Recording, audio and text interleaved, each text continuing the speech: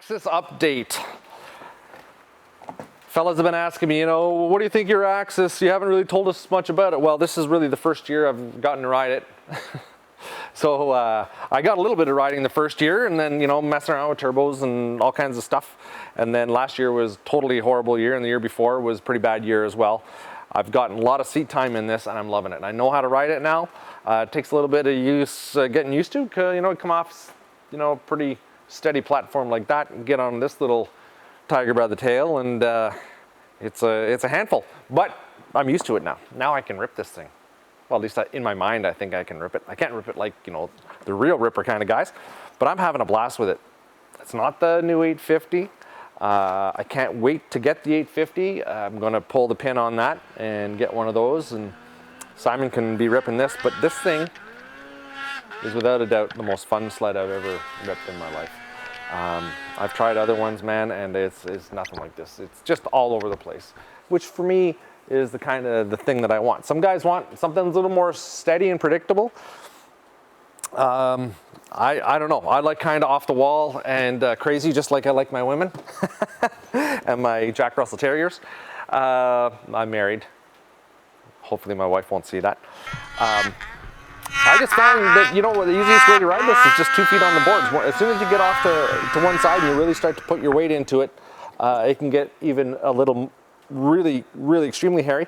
I know a lot of guys are doing it in the mountains. Different snow, definitely different snow than what we're riding. We're riding 4 feet of powder right to the ground. Everything is a little different. The bottom end will wash right out and really fast. I suspect that if you're riding a more corky, kind of denser fluff, it'll kind of act differently. Clutching, we've been playing with all kinds of clutching, and we've got the Indy Specialties adjustable clutch weights and their primary spring in here, and it's bar none the best clutching that I've had on here so far. I've played with a bunch of different stuff and it is awesome. We've got the Jaws pipe and they're working great together. The domes.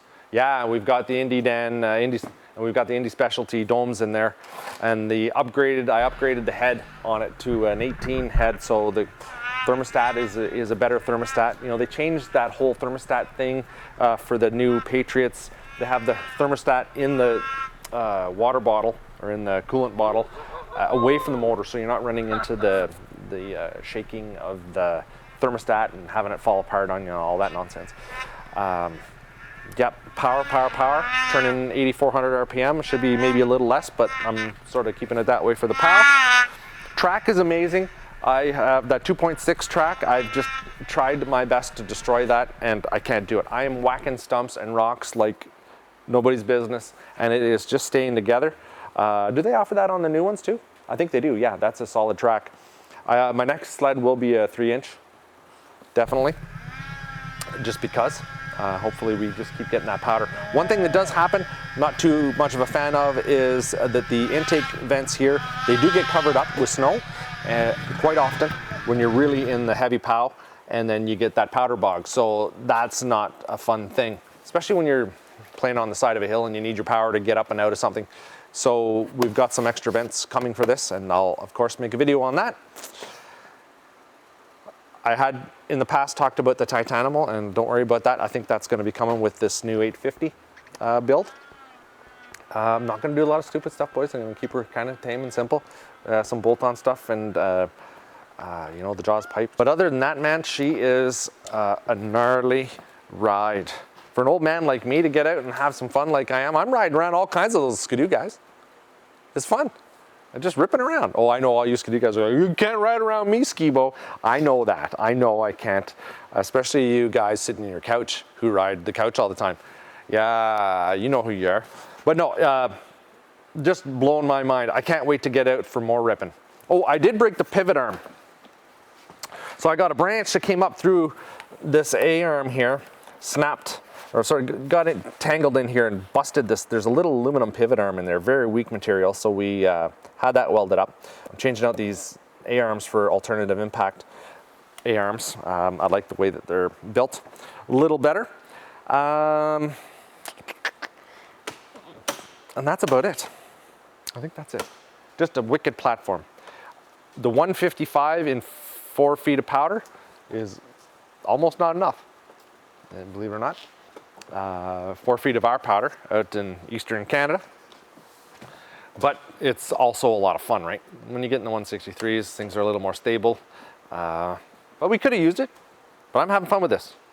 Great sled, great sled. Yep, stay tuned.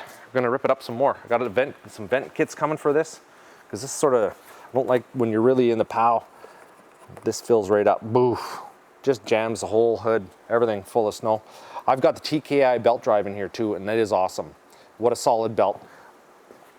I can't get over it, how much abuse that thing has taken, and that just jams up full of ice and snow, and it's awesome. Yeah, all in all, the most fun sled I've ever ridden. I'm just having a riot with this machine, man. It is great. Making you a better rider. It is. Well, you know what they say, right? Like when you're really bad at anything, if you get the best, it helps you out. Makes you look a little better. But you still have to become good at what it is that you're using, you know, whether it's flying an airplane or racing or whatever. You got to get used to what it is that you're using. And I'm just getting used to it now. I was disappointed because every time I really got to ride this by the end of the year, because I had so little rides on it, I just wasn't used to it. Couldn't rip it the way I wanted to. I was all over the place. Anyway, a lot of it has to do with snow conditions too. You know, if you're trying to rip a mountain sled on hard pack ice and between trees, it doesn't really work very well, right?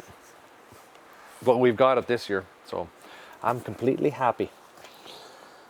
Yep, we're gonna rig up a new bag system for the back, and yeah, it's a beast, and I like it. I like it a lot. Yep, no problems at all. RK Tech pistons in it. Not a problem. This thing has been to the bar the whole time. Never a problem. I did have to fool with the TPS. It needed an adjustment. I think at the end of the season, I think that the cable just tends to get stretched out a little bit. So I messed with that. And I had to relearn the valves on it. The valve solenoid actuator thing. That's it. Groovy. Let's rock and roll, Simon.